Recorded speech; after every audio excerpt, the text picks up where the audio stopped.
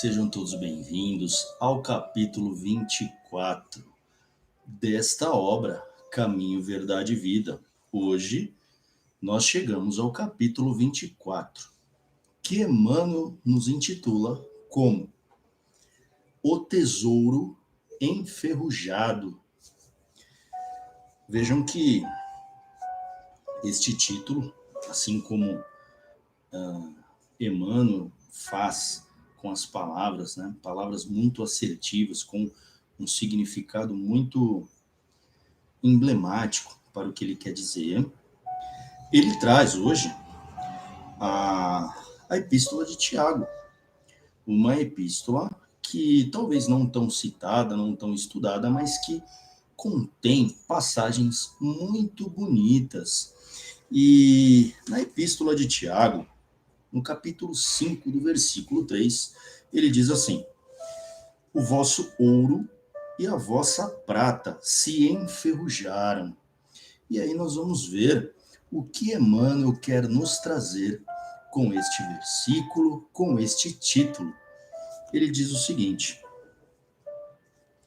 os sentimentos do homem, nas suas próprias ideias apaixonadas, se dirigidos para o bem, produziriam sempre em consequência os mais substanciosos frutos para a obra de Deus.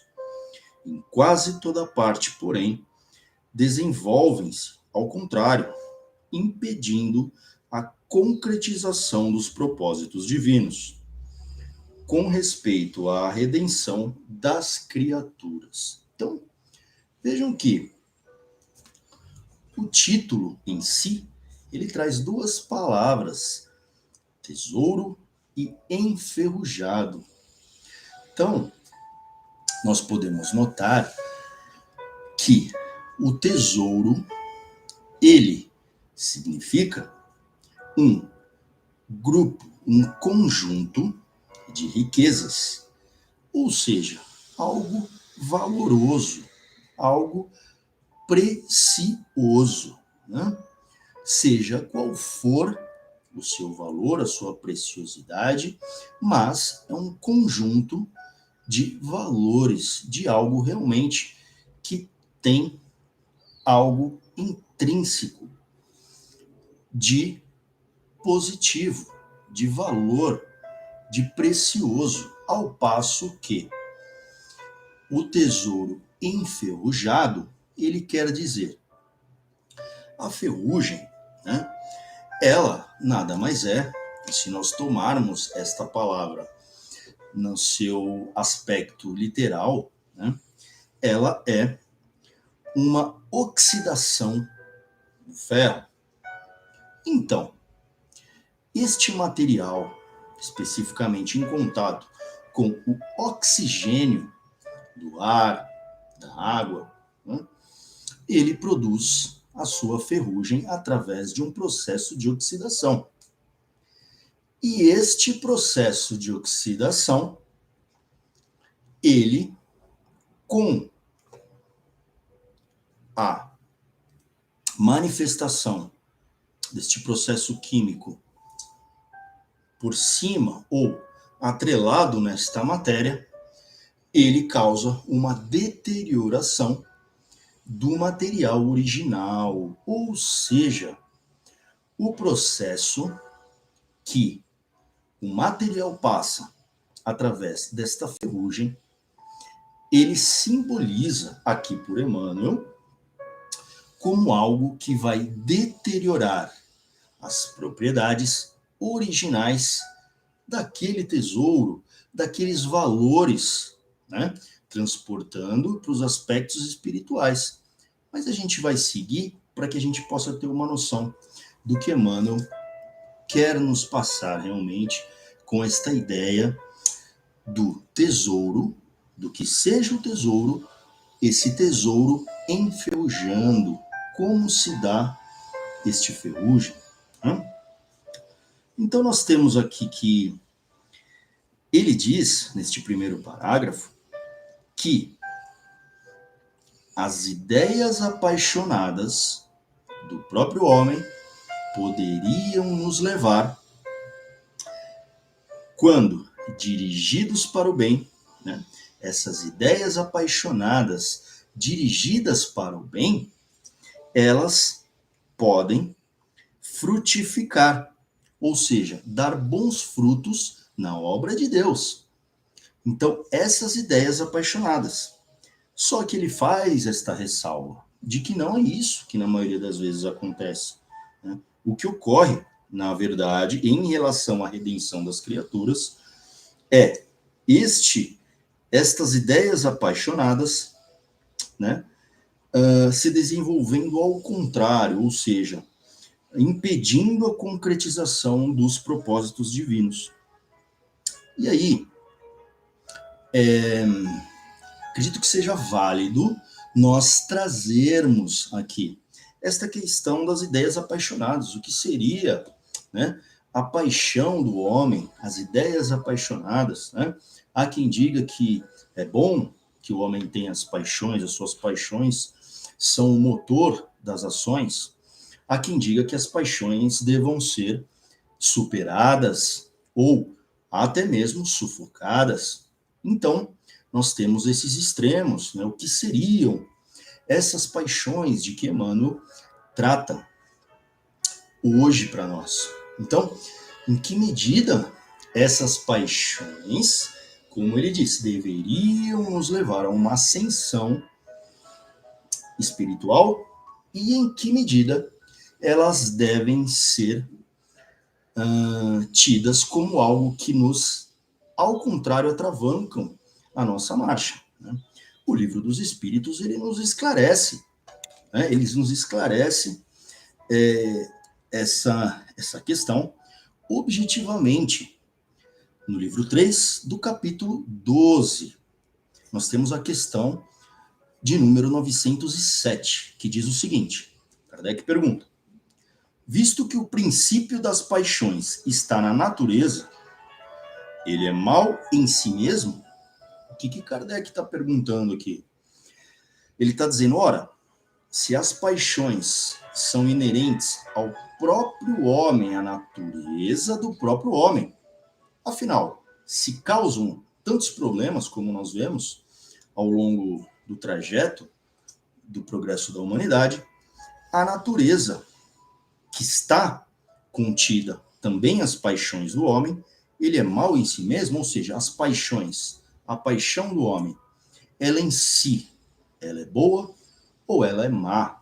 E aqui a resposta para nós: não. A paixão está no excesso acrescentado à vontade, porque o princípio foi dado ao homem para o bem. E as paixões podem levá-lo a grandes coisas, como nos trouxe Emmanuel, da mesma forma. Então ele diz que podem levá-lo, daí é uma distância muito grande, como o homem as utiliza, essas pulsões. A grandes coisas podem levá-lo, sendo o abuso que dela se faz, que causa o mal. Ora, é a velha questão do remédio e do veneno, está na dose. É o mesmo veneno que cura, porém na dose certa, na preparação adequada, na composição ideal, na administração certa, para que ocorra um bem ou, no seu excesso, pode ocasionar um mal.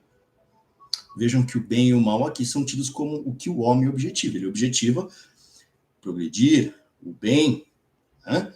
Mas nem tudo o leva para aquele caminho que ele pretende. E muitas vezes inconscientemente. Vejam que Paulo nos dizia a mesma coisa.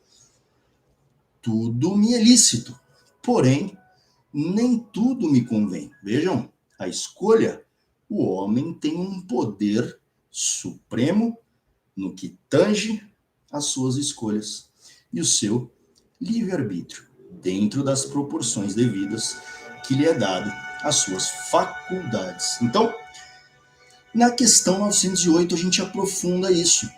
Vejam, Como definir o limite em que as paixões deixam de ser boas ou más?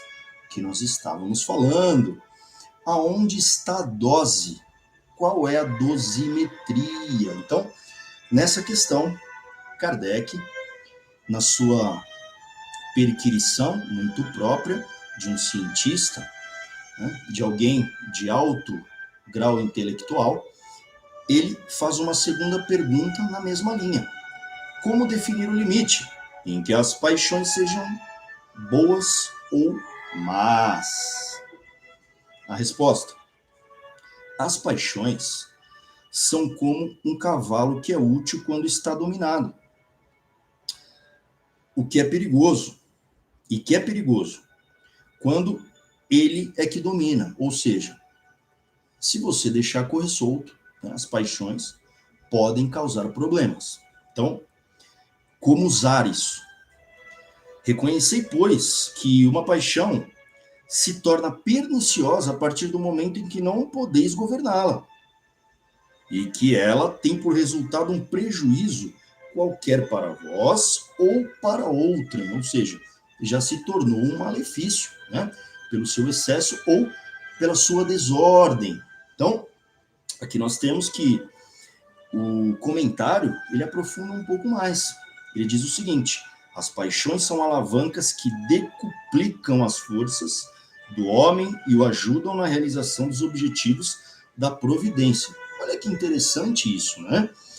O termo decuplicam, ou seja, 10 vezes mais. Se você tem uma intenção, se você tem uma paixão por algo e você usa isso, isso te impulsiona 10 vezes mais. Uma metáfora, obviamente, mas que isto potencializa as ações, as suas obras, né?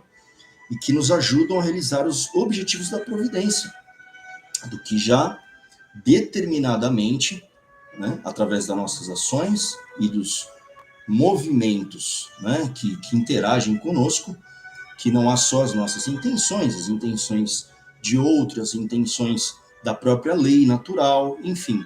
O que existe é uma intenção e uma ação que ela interage com outras forças também. Então vejam, que decuplicam isso, né? E aí ele segue: mas se em lugar de dirigi-las, o homem se deixa dirigir por elas, cai nos excessos, e a própria força que em suas mãos poderia fazer o bem recai sobre ele e o esmaga, né? Aí nós temos os vícios, nós temos os excessos, nós temos toda sorte de descontrole das paixões. Então, algo que é para o bem, né? Algo que realmente é nos dado, né? Para que nós possamos progredir. Se nós usarmos ao excesso, não compreendermos bem, né? Como exemplifica aqui o Livro dos Espíritos, como um cavalo desgovernado, quando nós não temos o domínio sobre esta força, sobre este motor, que pode muito nos ajudar, sim. E ele continua dizendo o seguinte: todas as paixões têm seu princípio num sentimento ou necessidade natural, então é algo natural, né? É algo natural, não é algo maléfico, pelo contrário, né? Tudo que é dado ao homem é dado ao homem para instrumentalização no bem.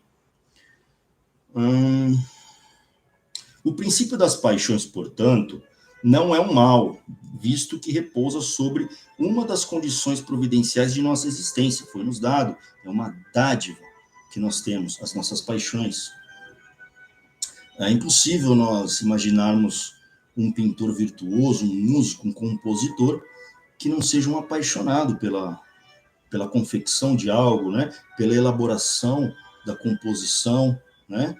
De um escultor que passa horas e horas sem a paixão, isso não seria possível, sem a disciplina, enfim, sem algo que o mova além do seu simples desejo, uma vontade firme. E ele segue: a paixão propriamente dita é um exagero de uma necessidade ou de um sentimento. Ela está no excesso e não na causa, e esse excesso se torna um mal quando tem por consequência um mal qualquer. Toda a paixão que aproxima o homem da natureza animal distancia-o da natureza espiritual. Olha que interessante. Nós temos várias paixões. As paixões que nos elevam e aquelas paixões que nos aproximam do nosso passado, nosso progresso, das nossas andanças, do que nós já muitas vezes deixamos para trás. E quando elas podem vir à tona é quando elas realmente ainda não estão superadas, né? Uns chamariam de sombra, né? Outros podem ter outra denominação, algo que a gente vem deixando ou que existe em nós, mas nós não queremos olhar, por isso o nome da sombra, vai ficando ali naquela sombra, mas isso pode vir à tona. Vir à tona como? Em algum momento qualquer, e aquilo vem com uma força muito grande. Então, este processo de depuração do ser humano, quando ele tem uma vontade firme, ele passa a olhar para isso e começa a trabalhar nisso. Isso é muito importante. Isto é um processo, nós todos estamos neste processo, certo? Então, ele diz o seguinte, que toda paixão que aproxima o homem da natureza animal, que temos as paixões que aproximam o homem da natureza animal e as paixões que nos elevam da nossa natureza espiritual. E para finalizar aqui estas indicações do Livro dos Espíritos sobre as paixões, este parágrafo diz o seguinte: todo sentimento que eleva o homem acima da natureza animal anuncia a predominância do espírito sobre a matéria e o aproxima da perfeição. Ele não está dizendo que chega à perfeição, ele está dizendo que aproxima, né? Como é dito também no Livro dos Espíritos, há um encadeamento do átomo a um arcanjo, ou seja, é o mesmo caminho, do átomo até um arcanjo, até um espírito puro, mais adiante, né? Mas existe um encadeamento, tudo isso. O que diferencia esses estágios são os caminhos percorridos, a quantidade, a consciência de si, a obtenção dessa sabedoria, dessa consciência, e de nós nos elevarmos verdadeiramente a estes níveis, que todos podemos chegar. E diz que do átomo ao arcanjo há um encadeamento, né? O estágio que nós estamos talvez mais para átomos, tá certo? Mas esse seria um objetivo. Como nós sabemos bem, esta é uma questão muito premente na nossa sociedade hoje em dia, porque por vezes nós sabemos o que é certo, né? Por vezes nós acertamos, né, nas nossas decisões, mas muitas vezes ainda nós oscilamos. Por que nós oscilamos? Porque nós ainda não deixamos totalmente para trás essas paixões que nos aproximam mais dos estados animais, né, dos estados mais primitivos que nós andamos. Então, é algo atávico, vem conosco de muito e muito tempo. Então, não é algo imediato. É algo que nós vamos depurando com o tempo. E depurando com o tempo, através, por exemplo, de um fogo, de um aço, de uma lâmina, que ela é submetida ao fogo, depois ao frio da água e essa temperança. E através dessas vicissitudes, dessas lições que nós vamos passando ao longo das nossas existências, nós vamos nos fortalecendo como um aço rijo. E da mesma forma, nos colocando à disposição do cinzel. O cinzel como um instrumento, como os nossos passos vão nos dando através de inúmeras lições, retirando os excessos, né, das paixões em excesso, dos sentimentos em excesso, e como um escultor vão esculpindo realmente o formato do ser humano ideal, como diz, de um espírito ou de um arcanjo, de um espírito puro, é o ideal que nós devemos chegar. Ainda nós possibilitamos ao mundo as oscilações, as nossas oscilações, ainda não solidificamos isso. Mas o caminho é que nós tomemos consciência desses processos, e tomando esta consciência é que nós podemos nos melhorarmos e mais, para que a gente consiga fazer as decisões mais acertadas e, ao mesmo tempo, ir depurando, né, decantando as nossas próprias paixões, que, como nós vimos, são algo benéfico. As nossas paixões são dádivas que nós temos dentro de nós. Como nós vamos utilizar estes talentos é que é a questão do aprendizado e da própria feitura que nós fazemos de nós mesmos ao longo das nossas vidas, ao longo das nossas lições. Não é? Então, vamos seguir com Emmanuel, voltando agora ao capítulo 24, né?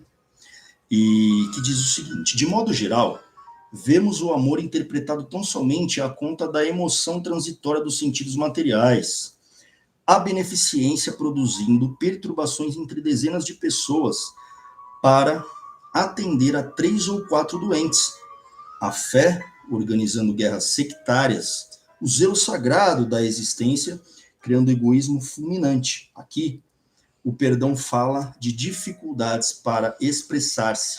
Ali, a humildade pede a admiração dos outros. Vejam, esse capítulo é muito interessante, porque ele diz que, mesmo nós intencionando, né, fazer o bem, muitas vezes nós fazemos o mal. Não tem aquele ditado, de boa intenção o inferno está cheio, né? É um ditado, mas o que Emmanuel nos diz é o seguinte, vejam, a beneficência produzindo perturbações entre dezenas de pessoas para atender 3 ou 4 doentes. O que ele quer dizer aqui? Às vezes, nós dizemos o seguinte, até agimos assim, eu vou beneficiar alguém, algo, né? E para beneficiar alguém ou algo, eu prejudico uma série de pessoas. Então, o que ele diz aqui é que não necessariamente, né, eu intencionando fazer o bem, eu estou fazendo. Então, para que nós tenhamos uma abertura maior de consciência. Será realmente que aquilo que eu digo que eu estou fazendo que é o bem, ele está sendo feito de fato, ou a própria ação, por uma visão errônea minha, no bem eu vou ajudar 2, 3, mas eu vou prejudicar 10, 20, 30. Então, é para se pensar, né? Emmanuel nos traz as ideias mais elevadas, para que nós abramos, né, os pórticos mentais, né, do nosso coração, pura e simplesmente para que nós façamos a reflexão de nós mesmos. Vejam, de nós mesmos. Então é muito interessante ele dizer isso, né? E a fé organizando guerras sectárias, né? Ou seja, em nome da fé, eu faço guerras, né, tremendas, né, em nome de uma fé, ou seja, para mim, né, eu estou agindo em favor do bem, de algo bom, mas na realidade não. Então os véus que existem nos nossos olhos, né, onde só o que eu determino que é o bem e o bom, né, aquilo vale para todos, né? Então, uma boa medida talvez seja que nós pudéssemos entender o seguinte: aquilo que eu estou fazendo, né, achando que é o bem, se todos os habitantes deste planeta, né, todos os meus irmãos, todos os moradores daqui, dessa nossa casa chamada planeta Terra, fizessem isso que eu estou fazendo, né, a todo momento que eu tiver dúvida, eu pensar aquilo que eu estou fazendo, o que eu quero fazer, eu intento fazer, se todos os 8 bilhões e pouco fizessem a mesma coisa, isso seria bom ou ruim? É só nós pensarmos isso. E desta forma, nós estaremos pensando num coletivo, né? Como um organismo, né? Como irmãos de fato realmente. Quer dizer, são coisas simples, mas que muitas vezes nós não paramos para refletir sobre os nossos atos. Não, isso eu acho que é bom porque me falaram, porque eu vivi, porque eu cresci fazendo e achando que é, então eu vou fazer até o fim. Então, esta questão do filosofar, do entender, do questionamento, se aquilo realmente é bom ou não, ela faz parte do progresso do ser humano, e não simplesmente receber algo e ter aquilo como verdadeiro. Da onde veio aquilo? Por que que aquilo é falado? Quais são os objetivos? O que que eu vou fazer da minha vida seguindo e fazendo isso? Isso é uma questão de nós pararmos e pensarmos, tá? Com a nossa própria consciência. Isso é o mais importante de tudo. Tá certo? Então ele segue. todos os sentimentos que nos foram conferidos por Deus são sagrados, né? Que beleza, né? Nós temos dádivas dadas por Deus, né? Não é à toa que nós sentimos algo por alguém, que nosso coração bate mais forte. Nada disso é feito ao acaso. Tem uma série de implicações químicas, sim, no nosso organismo, metabólicas, enfim, mas isso são só manifestações orgânicas, porque o verdadeiro sentimento ele vem do espírito. Então, constituem o ouro e a prata de nossa herança. Mas como assevera o apóstolo, deixamos que as dádivas se enferrujassem no transcurso do tempo. Olha como Emmanuel vai amarrando, né, o título e vai nos ensinando de um modo tão assertivo com as palavras. Vejam que ele traz que todos os sentimentos que nos foram conferidos por Deus são sagrados. Então aqui ele já nos demonstra que o tesouro enferrujado, o tesouro são os sentimentos que Deus colocou no nosso coração. Então, todo sentimento bom, todos os sentimentos que Deus colocou no nosso coração são bons. O que o livro dos Espíritos nos traz é que as paixões são os excessos, vejam. Olha só a dosimetria. Então, tudo é a dose. A maneira como nós fazemos, como nós colocamos os ingredientes no caldeirão, como nós mexemos isso, né? Como nós depuramos os ingredientes que nos são dados. Dádiva de Deus, o nosso tesouro são os nossos sentimentos. Olha que bonito, né? Mas ele diz também que esse constitui o ouro e a prata, ou seja, o nosso tesouro, e que são nossa herança, uma herança bendita, né? Então, aqui ele diz, só que o apóstolo assevera, Tiago, deixamos que as dádivas se enferrujassem no transcurso do tempo. Então, quando nós temos esses termos dizendo que nós temos algo bom, só que nós deixamos que enferrujassem, vejam que é de nossa responsabilidade, como os talentos, como a parábola dos talentos, que nos é dado e o que nós fazemos com isso. Então vejam que os tesouros estão ali. O ouro é algo que ele não enferruja, ele está ali. Só que o que ocorre quando ele traz nos parágrafos anteriores é que muitas vezes nós temos algo ali de valor, mas por cima, com uma amálgama. E ali nós temos um monte de imperfeições. Nós queremos fazer o bem, né? Como Paulo dizia também, o apóstolo Paulo, o bem que eu quero fazer eu não consigo fazer, mas o mal que eu não quero eu faço. Porque ainda há aquela luta, né? Aquela oscilação. Então, quando nós temos esses tesouros, mas eu estou fazendo bem, mas eu não estou fazendo bem. Por quê? Porque embaixo de algo que tem valor, ali no seu âmago, existe algo de valor. Mas as imperfeições, o ferrugem que ele nos traz, é isso. São as coisas que nós ainda não depuramos. E isso acaba aqui ofuscando aquele tesouro. O brilho daquele ouro é ofuscado. Então, tem algo de valor. Mas nós precisamos depurar, polir, submeter ao fogo, ao cinzel das arestas, apararmos, né? Eu me lembro, nós lembramos da hora derradeira, dos primeiros, mas eu diria que é o primeiro mártir do cristianismo, que é Estevão. Quando Estevão está nos braços de Abigail, morrendo, por ser perseguido. Os cristãos eram perseguidos por Paulo, o apóstolo Paulo. Então, perseguidor dos cristãos. Então, Estevão, nos braços de Abigail, e já com a sua morte iminente, ele ainda diz, é o que deixou também Paulo assustado, de onde vem o amor deste homem, porque ele dizia que para perdoar Paulo, né? E o que ele disse para Abigail foi o seguinte, foi muito interessante. Ele falou, este homem, Paulo, ele é fiel.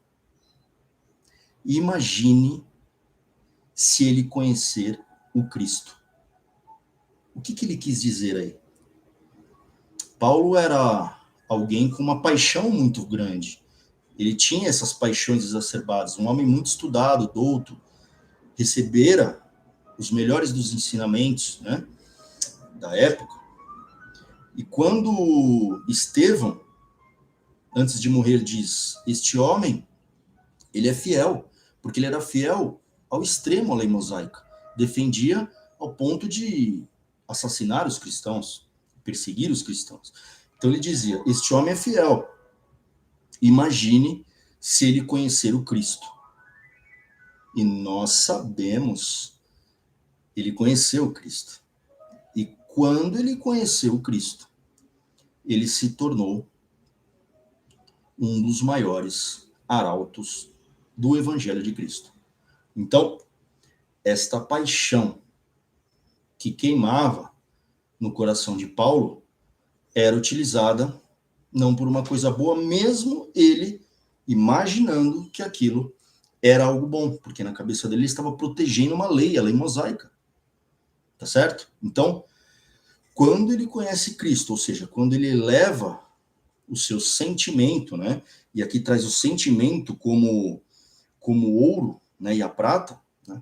O ouro não enferruja. Então, quando ele conhece Cristo e de verdade ele utiliza aquela paixão direcionada para o lugar certo, aí é como se ele tivesse dado uma guinada de 180 graus. Mas ele já tinha a dádiva daquela paixão muito forte, que depois foi usada por Cristo para pregar o Evangelho, para ser um dos maiores apóstolos. Então, isto é o que Emmanuel quer nos passar, né?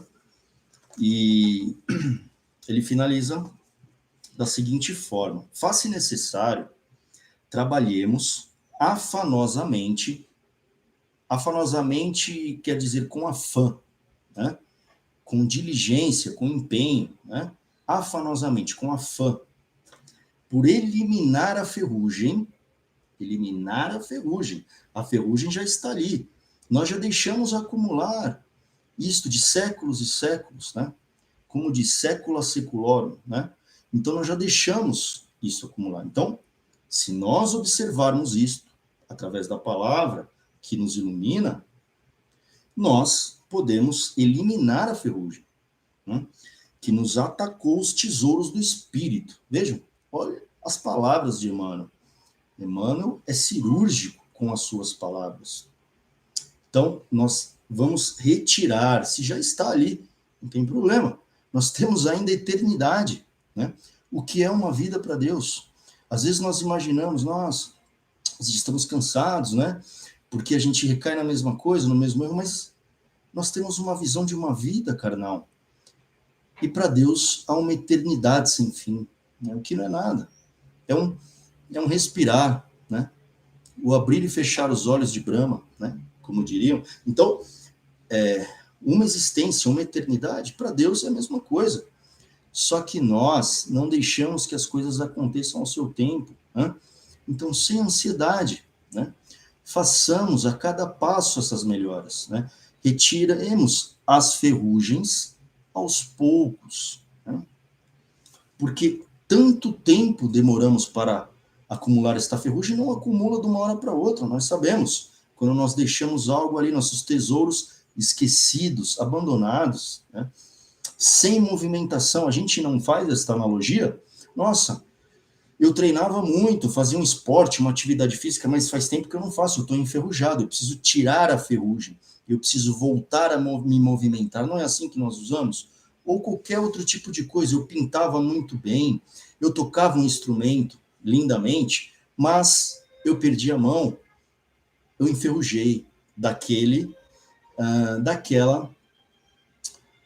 arte, né? Daquele fazer, daquela ação, né?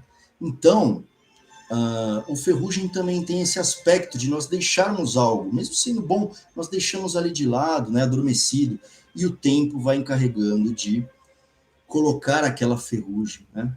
Porque nada fica estático, ou deteriora, ou você cuida, você implementa, você transforma. Os talentos têm que ser transformados. Aquele que enterrou os talentos o que foi dito? Você não receberá nada, você enterrou os seus talentos. Aquele que multiplicou os talentos foi dado mais. É isso que a maioria não entende. Por que disse: a quem tem, mais será dado. A quem tem pouco, pouco que tem será tirado. Porque aquilo que foi dado, de nada foi feito. O pouco ficou pouco, nada se fez. Então será retirado, você não cuidou dos seus talentos, você não plantou, não semeou. Porém, aquele que pega os talentos e trabalha nele, depura, multiplica, ele tem a capacidade de receber mais, porque ele vai multiplicar mais e vai receber mais e multiplicar mais. Esta é a verdadeira multiplicação dos talentos, tá certo? Então, ele diz: para isso é indispensável compreendamos no Evangelho a história da renúncia perfeita e do perdão sem obstáculos, a fim de que estejamos caminhando verdadeiramente ao encontro do Cristo. Então, vejam o que ele diz, o apóstolo Paulo, né? Então, quanto ele caminhou, né, para ir ao encontro de Cristo, né? E mais, né? Ele diz que o perdão sem obstáculos e a renúncia perfeita, né? Paulo renunciou ele mesmo, né? E ele primeiramente se perdoou, né, por ter feito tudo aquilo, né? E quando ele mudou de direção, né, nós vemos que o próprio perdão e a própria renúncia de si, né, do ego nosso que quer as coisas, quer naquele momento, né, que acha que tem que ser daquela forma, né, ao passo que existe uma lei divina que rege tudo. Então, a cada dia basta o seu cuidado, faça a sua parte, né? Existem outras forças também trabalhando em tudo, né? Quando nós colocamos muita ansiedade nas paixões exacerbadas, eu quero isso e quero agora, mas eu boto mais força, não é sempre assim? Quando eu quero algo, que aquilo não acontece, eu acabo colocando mais força e muitas vezes eu acabo pressionando algo que às vezes nem era para acontecer naquele momento. Então, como diz, nós depuramos a providência quando nós temos esse tesouro do amor, do sentimento sincero, né? Nós deixamos que a providência também haja, né? Sem botar ansiedade, sem botar a paixão exacerbada no sentido de botar pressão, de querer as coisas com ansiedade. Isso também tem a ver com a paixão exacerbada, né? Porque todo o excesso, ele é maléfico. Então, o bem está na moderação, na temperança, que nós falamos hoje aqui, de nós aprendermos aos extremos, porque nós temos altos e baixos, oscilações na vida, para nós aprendermos, né? Como Paulo dizia, tanto na abundância quanto na escassez eu aprendi a sobreviver, porque é essa visão que vai nos dando onde está o meio termo. Quando nós vivemos algo, vivenciamos aquilo, então nada substitui a experiência. E a experiência que forja um coração realmente capaz de absorver os aprendizados e sim, como diz este capítulo, né, para que nós não deixemos os nossos tesouros enferrujarem-se. Né? Então vamos cuidar dos nossos tesouros, do nosso sentimento verdadeiro, para que não enferrujem. Então, esta é a reflexão que Emmanuel nos traz, com Tiago, Paulo também, que é muito lembrado, né, quando nós falamos sobre nós mudarmos, né, tirarmos a ferrugem, né, para que nós possamos, através do que nós já trazemos, das dádivas que nós trazemos, e muitas vezes, né, por cima, aquelas camadas de imperfeições nossas mesmos. Então não é Deus, Deus nos dá essas dádivas, somos nós que, através dos sucessivos erros, né, da falta de entendimento, da nossa ignorância de fato, né, é que nós vamos recobrindo, né, esses verdadeiros sentimentos, a nossa centelha de Deus que está em nós. Então, quando nós vamos retirando essas ferrugens, nós vamos deixando brilhar aquilo que já existe em nós. É por isso que se diz que o reino de Deus está em nós, porque nós precisamos fazer este caminho de retorno para que possamos brilhar verdadeiramente com as nossas dádivas, com os nossos dons, né, de maneira positiva. E como nós fazemos isso? Através da oração, através do trabalho no bem e do estudo. Então, fica aqui essas reflexões para que nós possamos continuar o nosso caminho. Então, até o próximo capítulo.